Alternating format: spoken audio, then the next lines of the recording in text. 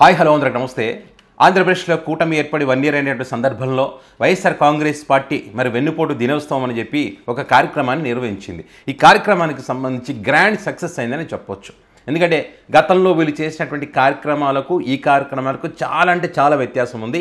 ఈ కార్యక్రమానికి సంబంధించి పెద్ద ఎత్తున వైసీపీ క్యాడర్ అదేవిధంగా పబ్లిక్ కూడా ఈ కార్యక్రమంలో పాల్గొన్నారంటే ఏ రేంజ్లో సక్సెస్ అయిందో అర్థం చేసుకోవచ్చు మనం. అయితే ఈ ప్రోగ్రామ్ సక్సెస్ అయినటువంటి క్రమంలో ఇక్కడ ఖచ్చితంగా కూటమిలో మాత్రం ఒక భయం అనేటువంటిది మొదలైంది. సో దాని గురించి చర్చిస్తున్నటువంటి వేళ ఏ రేంజ్లో సక్సెస్ అయింది, ఏ రేంజ్లో ప్రజలు ఈ కార్యక్రమంలో పాల్గొన్నారు, ఏ రేంజ్లో స్వచ్ఛందంగా ఈ కార్యక్రమానికి సంబంధించి సపోర్ట్ చేస్తారని చెప్పడానికి ఒక ఎగ్జాంపుల్ కూడా మీకు చెప్తాను. ఇక్కడ ఈ రికార్డు చూసిన తర్వాత ఇక్కడ కూటమిలతో గిల్ల కొట్టుకుంటున్నటువంటి పరిస్థితి, ఇది వాస్తవం. దానికి సంబంధించి ఒక చర్చ కూడా జరిగింది. ఆ విషయాలు కూడా మీకు చెప్తాను నేను. ఇక్కడ వైఎస్ఆర్ కాంగ్రెస్ పార్టీ ఒక పిలుపునిచ్చింది. ఏంటి, 1 ఇయర్ పాలనకు సంబంధించి ఒక హ్యాష్ ట్యాగ్ పెట్టింది. అది పెట్టిన కొన్ని గంటల్లోనే దేశంలోనే 5th ప్లేస్కి వెళ్ళింది ఆ పోస్ట్ పెట్టడంలో. సో ఏమని పెట్టారు, 1 year for CBN back stabbing అని చెప్పి ఒక హ్యాష్ ట్యాగ్తో ఒక ట్రెండ్ చేశారు బాగా. అయితే 780K పోస్టులు పడ్డాయి, 780K పోస్టులు, ఇది రికార్డు. అయితే ఇక్కడ కూటమి కూడా ఇందులో టీడీపీ పార్టీ ఏం చేసిందంటే ప్రజా తీర్పు దినం అని చెప్పి ఒక హ్యాష్ ట్యాగ్తో వాళ్ళు కూడా మరి పోస్టులు పెట్టారు. అందులో 120K పోయింది, 120K పోస్టులు పడ్డాయి అంతే దాంట్లో. అదేవిధంగా జనసేన పార్టీ కూడా 1 year for NDA historic victory అని చెప్పింది, అది 19K. దరిదాపుల్లో కూడా లేదు. 780K ఎక్కడ, మరి ఇక్కడ 120K ఎక్కడ, 19K ఎక్కడ? ఇక్కడ చెప్పాలంటే టీడీపీ పార్టీ కన్నా వీళ్ళు జనసేన పార్టీ వాళ్ళు ఎక్కువగా రియాక్ట్ అయ్యారు దీనికి సంబంధించి. సో నరకాసుర వద, ఆ వద, ఈ వద అని చెప్పారు. చూడండి ఏ రేంజ్లో సక్సెస్ అయ్యింది అనడానికి ఇంతకన్నా ఎగ్జాంపుల్స్ ఏం కావాలి? కొంతమంది మూర్ఖులకి ఇది అర్థం కాదు. అంటే నేను ఏమంటానంటే ఈ సక్సెస్ అయినటువంటి క్రమంలో వీళ్ళు తెలుసుకోవాల్సింది ఏంటి? సరే ఈ రేంజ్లో మద్దతు లభిస్తుంది కదా, మన పొరపాట్లు ఉన్నాయి కదా, వైసీపీ పార్టీ ఏదో అంటుందని చెప్పి రాజకీయ లబ్ధి కోసం మాట్లాడుతుందని చెప్పి జగన్కి 11 సీట్లు వచ్చాయని చెప్పి ప్రతిపక్ష హోదా లేదని చెప్పి ఇట్లా పనికిమాలే మాటలు మాట్లాడే బదులు ఇంత వ్యతిరేకత 1 ఇయర్ కాలంలో వచ్చింది కదా, దీనికి మనం ఏం చెయ్యాలనేటువంటి ఆలోచన వాళ్ళు చేయాలి కదా. లేదు, అది చెయ్యకుండా ఇప్పుడు ఏం చేస్తూ ఉన్నారంటే వీళ్ళు ఇక అందరితో మాట్లాడినప్పుడు చంద్రబాబు నాయుడు గారు ఎమ్మెల్యేలతో వాళ్ళతో సీరియస్ అవ్వలేనటువంటి పరిస్థితి కూడా ఉంది. ఏమని సీరియస్ అవుతారు? ఒక చర్చ అంటే మనం ఫెయిల్యూర్ అయ్యాం కదా ఈ ప్రోగ్రామ్ని ఆపడంలో, అంటే పాలనలో అనుకోరు వాళ్ళు, ఆపడంలో. సో అప్పుడు ఏం చెప్తారు చంద్రబాబు నాయుడు వాళ్ళతో? వాళ్ళని అనడానికి ఏముంది ఇక్కడ? వాళ్ళు మాట్లాడడానికి, కౌంటర్ ఇవ్వడానికి ఏముంది? అసలు ఏం మాట్లాడగలుగుతారు చెప్పండి? అప్పుడు మీరు చేశామని చెప్పి జగన్మోహన్ రెడ్డి చెప్తుంది ఇది అబద్ధం అని చెప్పి ప్రజల్లోకి వెళ్ళి చెప్పేటువంటి పరిస్థితి ఉందా?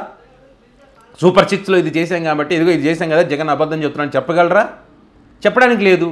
మరి చంద్రబాబు నాయుడు గారు అడిగితే వీళ్ళ నుంచి అదే క్వశ్చన్ వస్తుంది. ఇక్కడ ప్రజలు అడగడానికన్నా ముందు ఎమ్మెల్యేలు, మంత్రులు, ఆ పార్టీ నాయకులు చంద్రబాబు నాయుడు గారిని అడుగుతారు, ఏమయ్యా మీరు సైలెంట్గా ఉన్నారు, మరి జగన్మోహన్ రెడ్డి అంత రోడ్ ఎక్కుతుంటే, అంత జనాభా వస్తే, వాళ్ళు ప్రోగ్రామ్ సక్సెస్ చేసుకుంటే, గ్రాండ్ సక్సెస్ చేసుకుంటే మీరు ఎందుకు మాట్లాడంటే ఏం మాట్లాడాలి సార్ అని క్వశ్చన్ చేస్తారు. సో ఏముంది ఇక్కడ? అంటే ఇదంతా ఏమీ చేయలేరు కాబట్టి, ఏం మాట్లాడలేరు కాబట్టి ఏం డిస్కషన్? ఇప్పుడు వీళ్ళకు అరెస్ట్ చేయాలి, వైసీపీలో ఉన్నటువంటి నాయకులను అరెస్ట్ చేయాలి. అంతకుమించి వీళ్ళు చేసేది ఏముండదు. అరెస్ట్ చేసి ఏమవుతుంది? జగన్ అరెస్ట్ చేసి ఏమవుతుంది? వాళ్ళన్నిటికీ సిద్ధపడి ఉన్నారు. నిజం చెప్తున్నా కదా, జగన్మోహన్ రెడ్డి కూడా నేను విజయవాడలో ఉన్న అరెస్ట్ చేసుకోండి అన్నారు.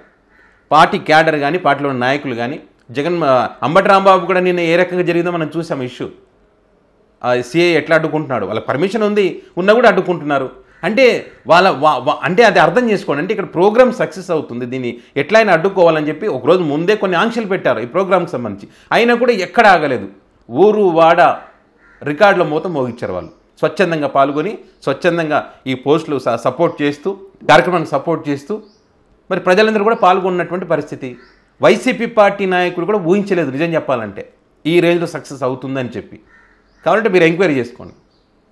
ప్రతి నియోజకవర్గంలో కూడా ఈ రేంజ్లో స్పందన వస్తుందని ఎవరికి తెలియదు. ప్రోగ్రామ్ చేస్తాం, గతంలో కొన్ని కార్యక్రమాలు చేశారు కదా, ఆ రేంజ్లో ఉంటుంది అనుకున్నారు, ఈ రేంజ్లో సక్సెస్ అవుతుందని వీళ్ళకు తెలియదు. వీళ్ళే ఊహించలేనటువంటి పరిస్థితుల్లో ఉంటే మరి వాళ్ళకి ఎట్లుంటుంది అధికార పార్టీకి? సో మొన్న ఎన్నికల్లో రిజల్ట్ కదా వచ్చిందో, ఎట్లా ఊహించిన ఫలితాలు వచ్చాయి, ఆ రకంగా అనుకోవచ్చు నిజం చెప్పాలంటే.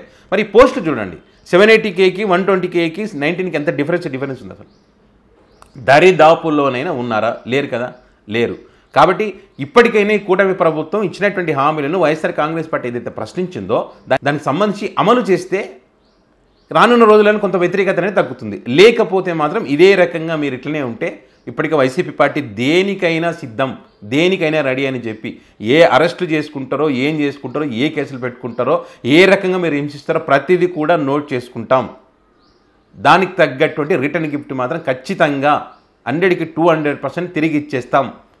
అది కూటమి పార్టీ నాయకులైనా, ఎమ్మెల్యేలైనా, రాష్ట్ర ముఖ్యమంత్రి అయినా, డిప్యూటీ సీఎం అయినా, పోలీసు అధికారులను ఎవరైనా సరే చట్టాన్ని ఉల్లంఘించి తప్పుడు కేసులు పెట్టి మాకు ఇబ్బంది కలిగిస్తే మాత్రం ఎవరిని కూడా వదిలిపెట్టామనేటువంటి ఒక సంకేతం అయితే వైఎస్ఆర్ కాంగ్రెస్ పార్టీ ఇచ్చింది.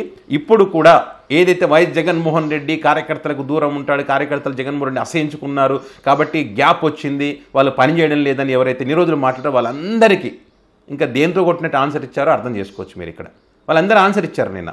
సరే, జగన్మోహన్ రెడ్డి అధికారంలో ఉన్నప్పుడు ప్రజా సంక్షేమ పథకాలు అమలు చేసే క్రమంలో మమ్మల్ని పక్కన పెట్టి ఉండవచ్చు. కానీ మొన్న ఇలాంటి ఓటమికి సంబంధించి మళ్ళీ మేము తిరిగి జూన్ 4న ఓటమి తర్వాత జగన్మోహన్ రెడ్డి ఏదైతే మాటలు మాట్లాడారో ఆ మాటలు మళ్ళీ లైఫ్లో మేము వినకూడదు అని చెప్పి చాలామంది పోస్ట్ పెడుతూ ఉన్నారు. ఆ రకంగా జగన్మోహన్ రెడ్డి బాధపడేటువంటి రోజు మళ్ళీ రాకూడదు అంటే మేము ఏం చేయాలి? ఇదే రకంగా కష్టపడాలి. పార్టీ ఏ పిలుపునిచ్చినా కూడా 100కు 200% సక్సెస్ చేయాలని ఒక కసితో పనిచేస్తున్నట్టుగానే అర్థం చేసుకోవచ్చు. సో ఇదైతే కూటమికి మాత్రం బ్యాడ్ సిగ్నల్ అని చెప్పొచ్చు. వైఎస్ఆర్ కాంగ్రెస్ పార్టీకి మంచి పరిణామం, మంచి రోజులు పార్టీకి ఉన్నాయని చెప్పొచ్చు. మరి రానున్న రోజుల్లో వాళ్ళు చేసేటువంటి ఇప్పుడు కూటమి అద్భుతంగా పాలన చేసి అమలు చేస్తే సో నో ప్రాబ్లం. లేదు ఇదే రకంగా ఉంటే కనుక ఖచ్చితంగా వైఎస్ఆర్సీపీ గెలుపుని మాత్రం ఎవరు ఆపలేరు. దానికి ఎగ్జాంపుల్ ఈ కార్యక్రమం.